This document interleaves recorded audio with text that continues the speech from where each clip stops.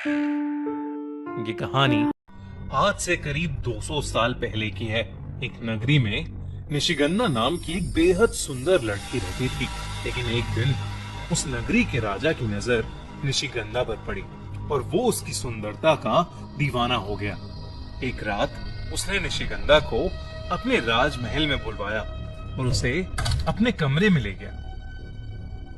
इससे पहले कि निशिगंधा कुछ समझ पाती, राजा उसके साथ जोर जबरदस्ती करने लगा और उसी छीना झपटी में राजा के सर पर चोट लग गई और उसकी वहीं मौत हो गई। उस रात पूरी नगरी में ये बात फैल गई कि निशिगंधा ने राजा की हत्या की है। कुछ लोगों ने कहा कि निशिगंधा इंसान के रूप में एक चुड़ैल है जिसने उनके राजा की जान ले ली और इसी वजह से नगरी के लोगों ने निशिगंधा को जिंदा जला दिया। लेकिन निशिगंधा का जला हुआ शरीर एक तांत्रिक को मिला और उस तांत्रिक ने अपने काले जादू से निशिगंधा को वापस जिंदा कर दिया। पर अब निशिगंधा पहले की तरह इंसान नहीं थी, बल्कि अब वो सच में एक चुड़ैल बन चुकी थी। एक ऐसी चुड़ैल जिसको प्यास थी सुंदरता, ताकत और अमर होने की। लेकिन उस तांत्रिक ने निशिगंधा चुड़ैल को बताया कि उसे अमर होने के लिए 16 श्रृंगार चाहिए थे। वही 16 श्रृंगार जो एक सुहागन की ताकत होते हैं। हर एक श्रृंगार की एक अलग ताकत है और उसको पाने के लिए उसे ऐसे आदमियों से शादी करनी होगी जो एक खास नक्षत्र में पैदा हुए हैं। लाल चांद की रात उस आदमी से शादी करके उसी रात निशिगंधा को अपने पति की बलि चढ़ानी होगी और हर बलि से उसे मिलेगी एक श्रृंगार की शक्ति। और तब से एक छोटी सी नगरी में रहने वाली आम लड़की निशिगंधा बन गई सुहागन चुड़ैल। ज्यादातर लोग सुहागन चुड़ैल को एक डरावने किस्से या कहानी की तरह समझते थे जो बस किताबों तक ही सीमित था। पर अर्जुन के साथ जो हुआ उसके बाद सुहागन चुड़ैल के होने या ना होने का सच हमेशा हमेशा के लिए साबित हो गया। ये कहानी अर्जुन और रानी की है। उन दोनों की नई नई शादी हुई थी और वो जयपुर में एक साथ रहते थे।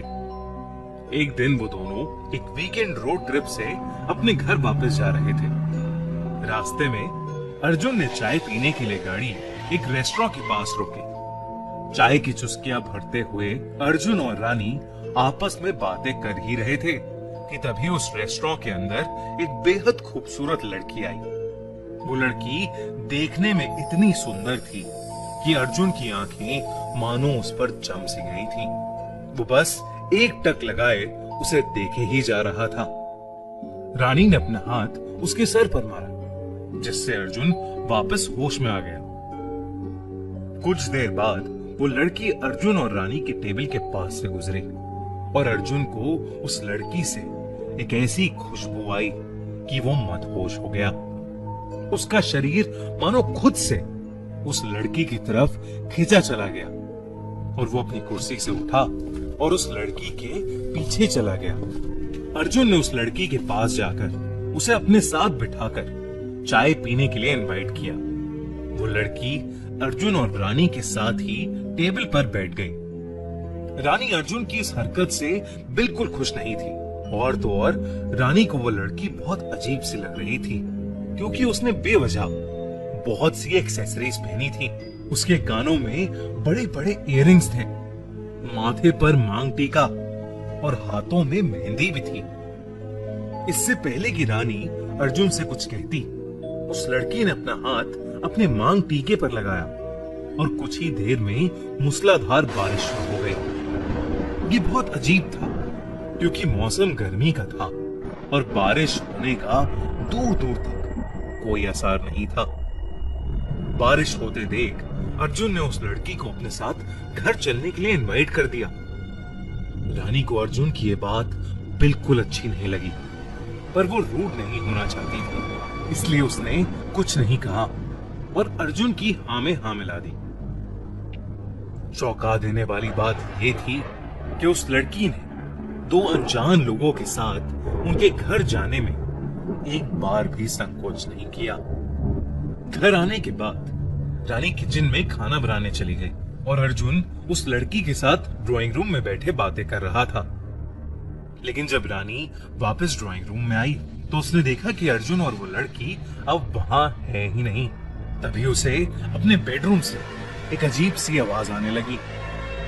रानी जैसे ही कमरे के नजदीक पहुंची तो उसने देखा कि अर्जुन अपने बिस्तर पर सो रहा था और वो लड़की पास की कुर्सी पर बैठी हुई अर्जुन को घूरे जा रही थी। लेकिन जब रानी ने कमरे में लगे शीशे से उस लड़की की रिफ्लेक्शन देखी तो उसके पैरों तले जमीन खिसक गई। रानी को शीशे में उस लड़की का चेहरा जला हुआ नजर आ रहा था। उसका भयानक चेहरा देखकर रानी का दिल दहल गया। उसे समझ नहीं आ रहा था कि वो क्या करे। तभी उस लड़की की नजर रानी पर गई और रानी को अजीब से चक्कर आने लगे। कुछ ही पलों में रानी बेहोश होकर नीचे गिर गई। कुछ देर बाद जब रानी की आंख खुली तो उसने देखा कि अब वो घर में बिल्कुल अकेली थी। अर्जुन और वो लड़की अब घर में थे ही नहीं। रानी बहुत ज्यादा परेशान हो गई और अर्जुन को बार बार कॉल करने लगी, पर अर्जुन ने उसका फोन ही नहीं उठाया। हार मानकर रानी बस पुलिस को फोन मिलाने ही वाली थी कि तभी उसकी डोरबेल बज उठी। रानी ने भागकर दरवाजा खोला, पर दरवाजा खोलते ही जो उसे दिखा उसे देख उसके होश उड़ गए। दरवाजे की दूसरी तरफ अर्जुन और वो लड़की शादी के कपड़ों में खड़े थे। दोनों के गले में वरमाला थी। अर्जुन ने रानी को बताया कि उसने उस लड़की से शादी कर ली है।